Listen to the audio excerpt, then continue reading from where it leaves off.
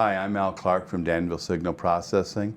This is the Danville Signal and AXPONA sound room.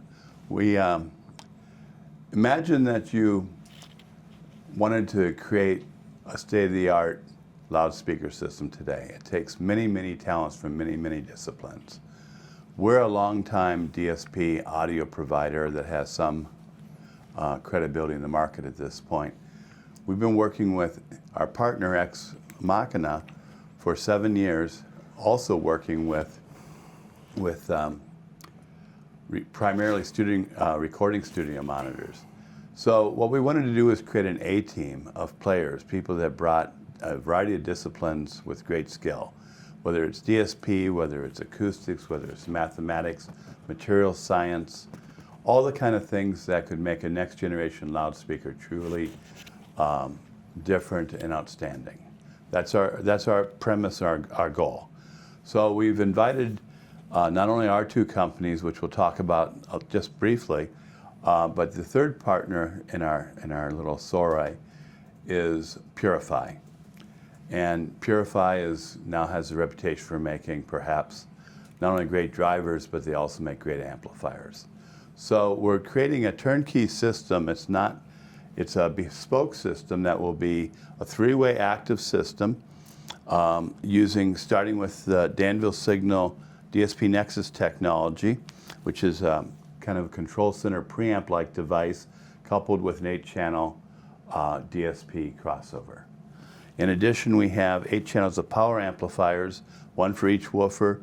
The center driver that you see in the loudspeaker is actually 2 drivers. It's a tweeter and a mid-range at the same time. It's concentric. So it's a 3-way system, and each woofer is driven individually. The amplifiers in our system will be Purifies. So what we've done is we've also got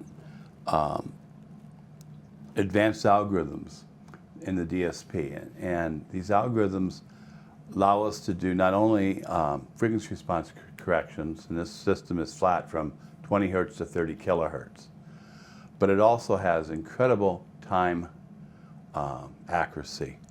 And that's something we do with advanced mathematics that come from one of the AXPONA partners, Will, who's a superb mathematician. And Dev, my co-partner in this project, can mention a little bit more about that. Hi, my name's Dev Avidon. I'm the CEO and one of the co-founders at Machina Soundworks. As Al mentioned, we've been in close collaboration with Danville Signal for many, many years. Since our very start as a company in 2018, we're a little bit better known in the professional market for recording equipment and for studio monitors, post-production and broadcast. And we've built up a bit of reputation in that industry for having extremely accurate imaging and time coherence. We have a very wide sweet spot and a very clear phantom center.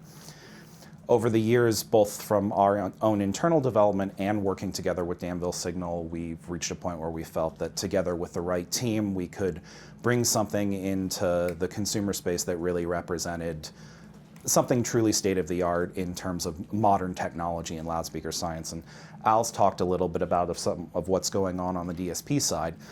I'll talk a little bit about what's going on some of the physical side and some of the algorithms that we developed. So one of the beauties of working with Danville Signal is they give us a level of processing power with all floating point 5th generation Shark chips that's almost impossible to find in any other commercially available DSP. And that's letting us do now what is going to be the 3rd generation of our own proprietary mathematics for timing and impulse accuracy.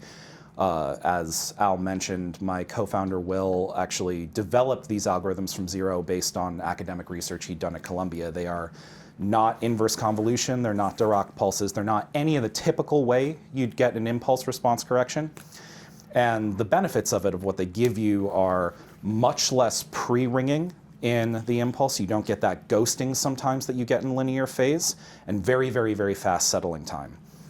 For this generation now, instead of taking a characterization of the complete loudspeaker, so setting up mics in an anechoic chamber or room, sweeping the whole loudspeaker, and then asking the analyzer to kind of make a mathematical guess at what's happening at the crossover, because it just sees a sound wavefront and it doesn't know behind the scenes which driver is producing what when it gets to the crossover. Instead, we have individual impulse windows for every single driver. They're all independently calibrated with their own unique coefficients. And then everything is exactly time aligned to the same temporal origin within half a sample at 192 kilohertz. So that's microsecond level timing accuracy. And we think the way that that really then adds up to the listener is a phantom center that is so rock solid you can walk almost up to past the baffles of the speakers, and that middle will never collapse. Then obviously we're closely partnered with Purify. They were kind enough to make some small modifications to their exceptional PTT10 driver for our use here to be a little more optimized as a pure subwoofer, as these two drivers are crossing at 200 hertz and just handling the low frequency information. They made a few little changes to us to increase the bending stiffness, allow them to really never rock or bend even under huge excursion, which is very important in a sealed cabinet. Can I ask you, I mean, Purified drivers are starting sort of multiply. I've seen them in the Buchart speakers. I saw them in Western acoustic speakers, and they seem to be really sort of a next step. What's your take on what Purify is doing, even beginning with the strange ridges in the surround? I think that the surround's the most visually interesting part of it, and it does something very important.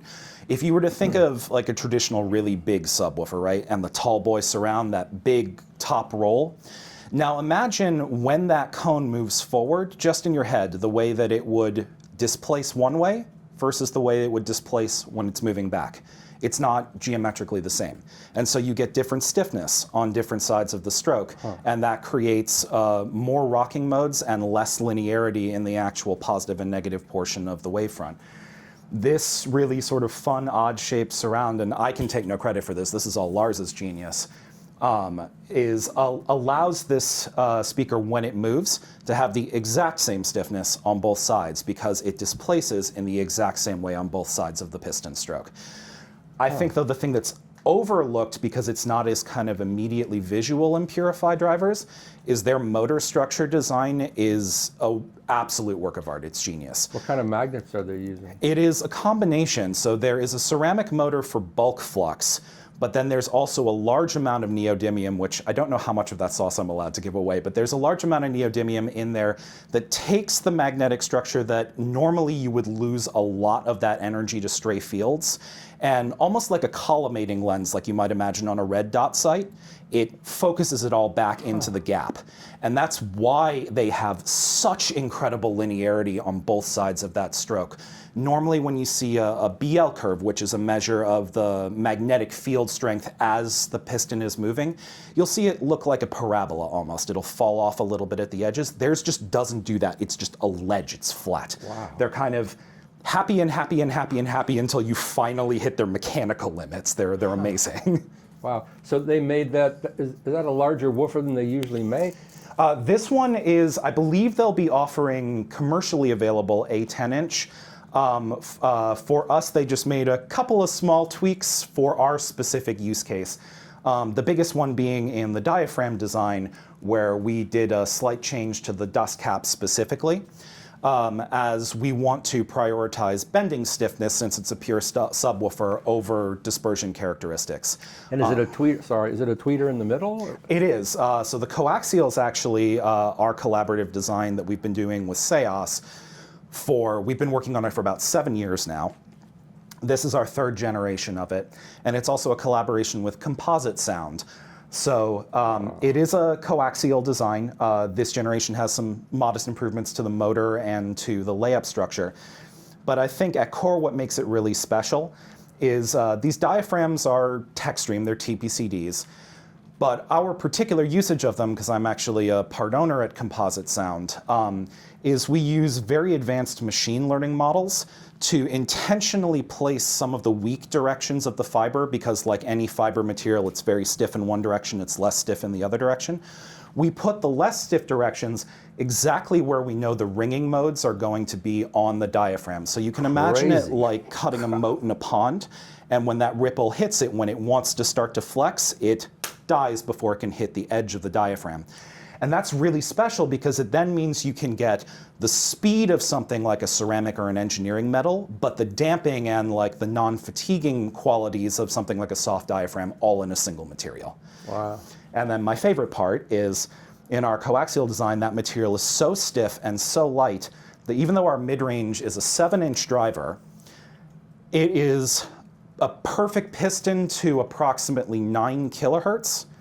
And because there's so much radiating surface area, it never moves more than about 0.5 millimeter even at max volume, so it's never modulating the output of a tweeter. One of the things that can go wrong in coaxials is under high excursion, the waveguide essentially for the tweeter is now moving in space, and it's modulating the output of the tweeter. But we keep this crossed at 200 hertz, and we keep enough radiating surface area that it just doesn't have to move that far. And it also lets us shape this this mid-range as a waveguide and not as a steep angle cone. Normally you'd need kind of not a great geometry for loading the tweeter to get stiffness in that mid-range. Because of this material, we're able to actually instead optimize it as a 90 by 90 oblate spheroid waveguide. So it's got really constant power directivity. It's about F3 to 18 kilohertz at the very edge of the cone. Okay. Go ahead. Sure, and then I think the last thing that's new and sort of worth talking about is the cabinet material. These are made from a material called Duracane. So we do all sealed loudspeakers. We're very obsessed with phase and timing accuracy. We don't want to have a mechanical relationship to a passive radiator or a port that cannot be made timing accurate because of its physical relationship. So we always use sealed loudspeakers. But the trade-off you make for a sealed loudspeaker is, one, the drivers have to work harder, especially the bass drivers, because you're not capturing the back wave. That's where Purify helps us with drivers that can be extremely low distortion even when you're moving them a very, very long way.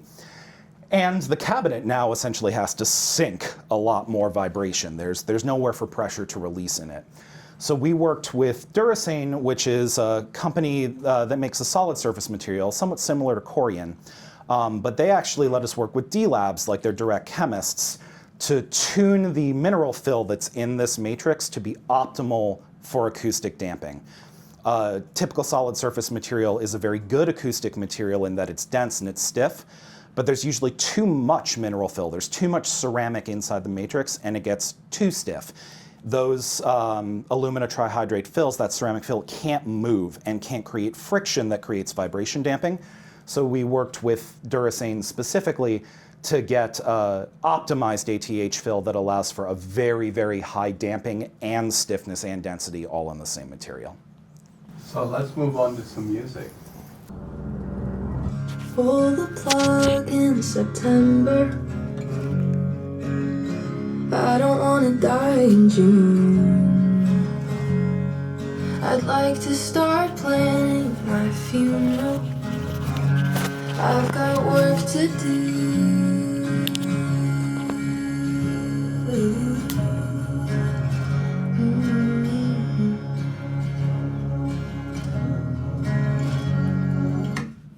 Pull the plug, make it painless.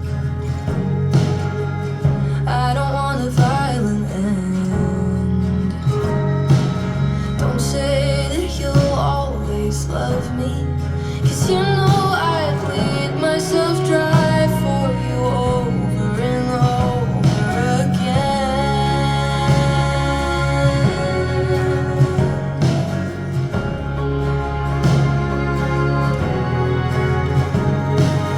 Doomsday is close at hand. I'll book the marching band to play as you speak. I'll feel like throwing up. You'll sit and stare like a goddamn machine. I'd like to plan out my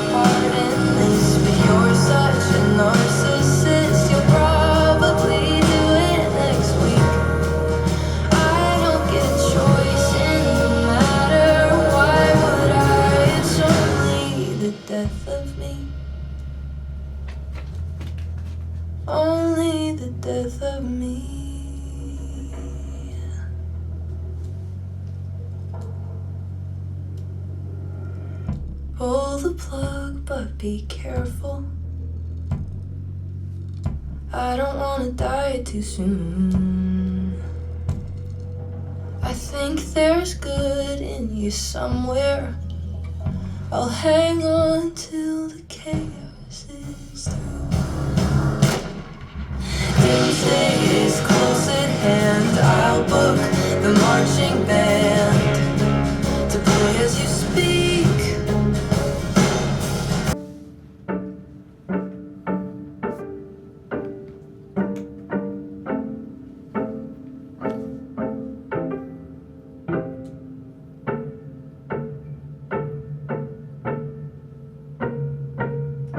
Don't forget yourself.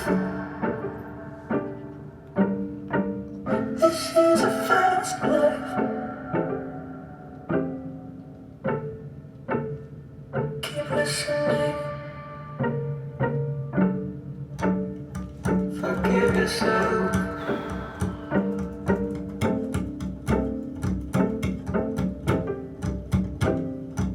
This could be the last life. Don't forget yourself. This is a fast life. Keep listening.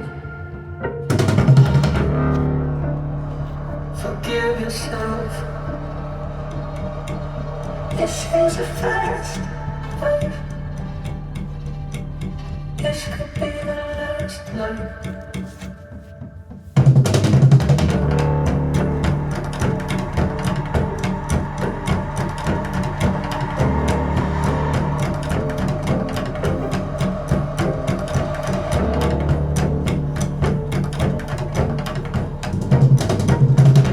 Don't forget yourself. It's such a fast life. Are you listening?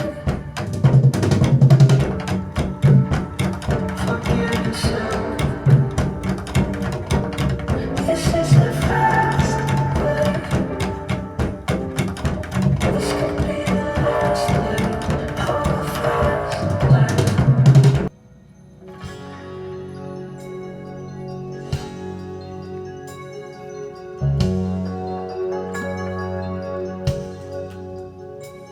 Now the flames, they followed Joan of Arc.